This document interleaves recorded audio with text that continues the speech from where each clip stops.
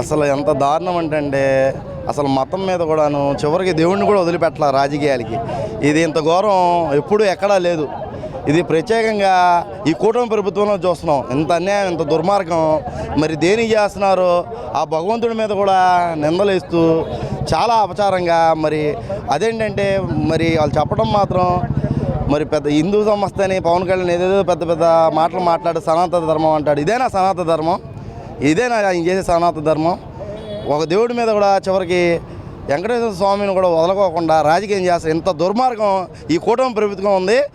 తప్పకుండా ప్రజలు బుద్ధి చెప్తారు. ఖచ్చితంగా ఇప్పటికే చాలా వ్యతిరేకత వచ్చింది. అందులో కూడాను గట్టిగా మాట్లాడే వాళ్ళ మీద అడ్డగోలు కేసులు పెట్టడం, నాయకుల మీద ప్రతి చోట కూడాను దౌర్జన్యం, దారుణాలు మన సినిమాల్లో చూస్తాం కదా, ఆ రకంగా ఉంది. మరి అదే జగన్మోహన్ రెడ్డి గారు ప్రభుత్వంలో ఉన్నప్పుడు, గత ప్రభుత్వం ఆయన రాజకీయంగా సీఎంగా ఉన్నప్పుడు ఎంతోమంది ఎన్నో రకాలుగా మాట్లాడారు. దాన్ని రాజకీయంగా ఎదుర్కోవాలే కానీ రౌడీల్ని, గుండాలని తీసుకెళ్ళి ఇళ్ల మీదకి వెళ్ళి దాడులు చేయడం అనేది ఇంత దుర్మార్గం ఆ సినిమాల్లో మనం చూసేవాళ్ళం గతంలో. ఇప్పుడైనా కానీ ఆ ఫ్యాక్షనిస్టు విజయవాడలో ప్రత్యేకంగా వెలుగు చూస్తున్నారు. జనాలు భయభ్రాంతులు అవుతున్నారు.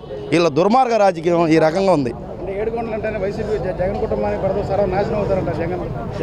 ఇయే చెప్పేది. చివరిని దేవుడు కూడా వదలకోకుండా వీళ్ళు రాజకీయం చేయడం ఇంత దుర్మార్గం ఈ కూటమి ప్రభుత్వానికి చెందుబాటు అవుతుంది. ఇది తప్పకుండా ఆ భగవంతుడు ఆశీస్సులతో జగన్మోహన్ రెడ్డి గారు తప్పకుండా దేవుడు చూస్తున్నాడు, ప్రజలు చూస్తున్నారు. అందరూ మీ మీడియా ద్వారాగా ప్రతి ఒక్కళ్ళు తెలుసుకుంటున్నారు. తప్పకుండా ఈ ప్రజలు గట్టిగా బుద్ధి చెప్తారని ఆశిస్తున్నాం.